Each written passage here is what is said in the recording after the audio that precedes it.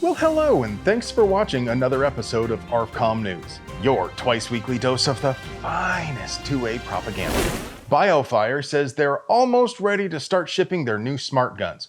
We reported on Biofire quite a while back, and Ian at Forgotten Weapons made a very good video on it almost a year ago, so I'm not going to rehash all of that.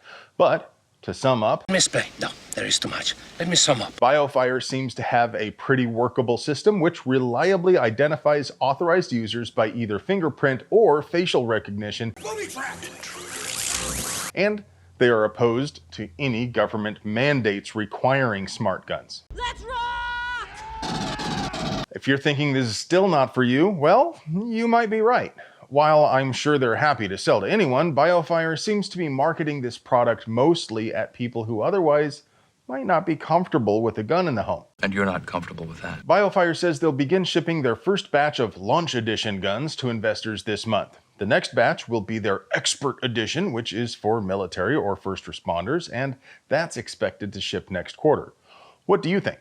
As cool as it is for $1,500, I have to wonder if more people would be better off with a quick access handgun locker bolted to the wall. On the other hand, if this is what it takes for some people to be more comfortable with keeping a gun in the home, it can only be a positive. But it would be impossible for us to produce quality 2A propaganda without sponsors, so let's pay some bills. Woo! Today's video is sponsored by TNVC.com, your source for good old-fashioned all-American night vision just like Mom used to make. Do you like seeing the boogeyman hanging out with cryptids rolling dice in your front yard? I know I do. If you want to see all the crazy things happening right outside your house, check out TNVC.com. This smug prick, who looks like he just rolled out of bed for the photo shoot, is Mark Gordon, the governor of Wyoming, and despite wearing a red tie, he doesn't give a wet fart about gun rights. Of course he lied. He's a politician. Because he just vetoed HB 125, which would have eliminated many of the defenseless victim zones scattered around the state, which serve no purpose except to disarm peaceable folks. Well, that and provide a really convenient source of stolen guns for crooks when decent people are forced to leave their heater behind in their car. HB 125 passed with a veto-proof majority in both the House and the Senate, but the legislative session ended the day after it was passed, so the legislature didn't have the opportunity to override his veto, which makes Gordon an extra super-duper turbo douche because he knew he was defying a clear supermajority. It also means it has a good chance of passing in the next session. Why did he veto? Because he caved to lobbying efforts by local governments and colleges. He claims he believes local governments should have the authority to set their own rules, but that flies in the face of the Second and 14th Amendments, as well as the hierarchical system of government we enjoy in the U.S., where cities and counties are subordinate to the states. Should cities be allowed to pass their own laws about who has to sit in the back of the bus? But hey, at least he made the wine box mommies happy, right? If you want to call him a turbo douche personally, you can call him at 307-777-7434. Please be nice to the intern answering the phones, though. You all remember the Fast and the Furious scandal, right?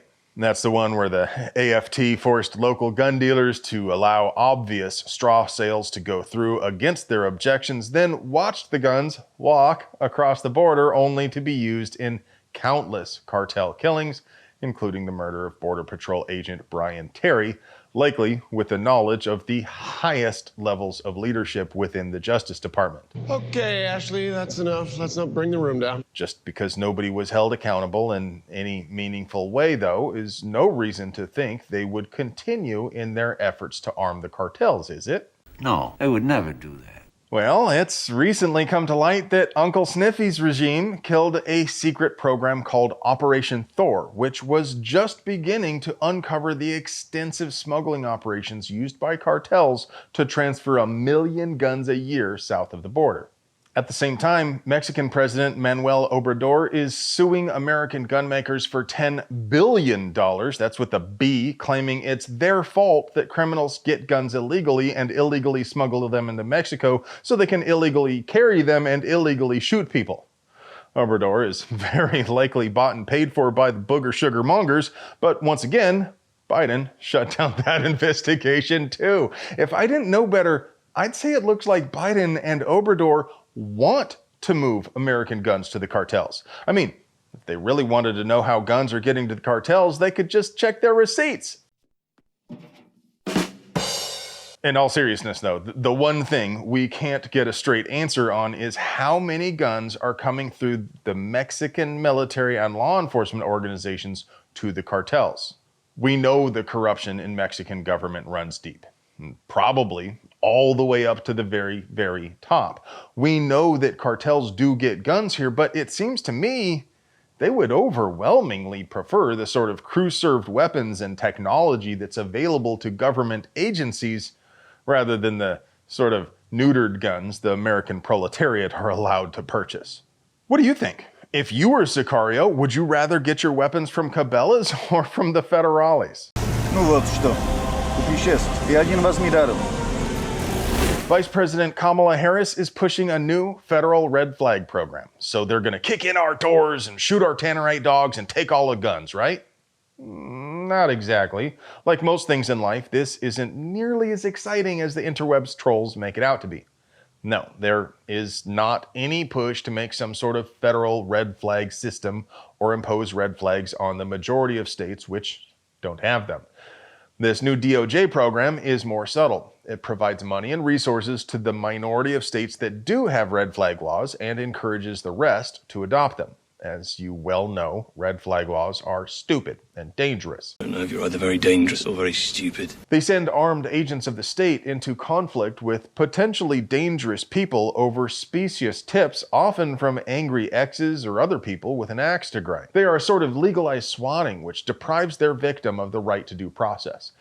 Even if they are used against a legitimately dangerous person, is it really a good idea to steal some of a person's guns and leave them free? You sure about that? Are you absolutely certain you got all of their guns? How do you know they don't have a couple hidden in the wall or buried out in the woods? Could you guarantee they won't buy a gun in a back alley? If they're as dangerous as you say, then why would you leave them free to dig up their guns or mix up some pool chemicals or drive a moving truck through a crowd? And don't you think sending the cops to steal some of their guns might just push them over the edge? Yeah. Well, hey, I'm really sorry too. If they weren't ready to hurt people before, they will after the cops leave. Instead, if someone is a legitimate threat, then police should be able to articulate a reasonable belief they are a risk to themselves or others, and they should be arrested, have a hearing, and get their right to due process. So no, Kamala's new red flag scheme is not going to impose red flags on all of us, but they are trying to pressure more states into passing them, so be vigilant. We'll keep an eye out for any new states considering red flag laws, and we'll do our level best to give you a heads up. So stay tuned. And now, for your moment of zen. There was a 3D printed gun was his name. Hey friends, do you like pews and other pew-related things? Would you like to help us keep delivering you pure, uncut American pew propaganda at the low, low price of free 99? We literally couldn't pay the bills without our sponsors, so do us a solid and get yourself something nice from them. You deserve it. I love you.